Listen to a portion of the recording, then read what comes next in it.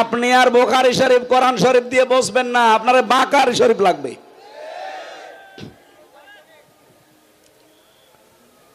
সঠিক কথাগুলো মানুষ তুলে ধরতে চায় না, আয়াত পড়ে একরকম, ব্যাখ্যায় চলে যায় আর একদিকে।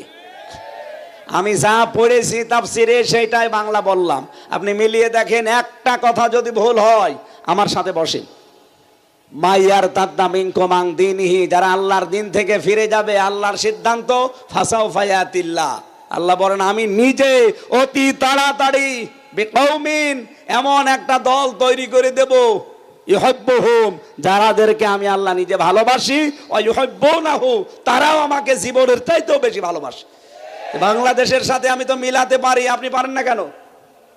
আদিল্লাতিন আলাল মুমিনিন, তাদের আর একটা গুণ, এই মানুষগুলো নিজেদের প্রতি এমন কমল আচরণ করবে, তাই করে।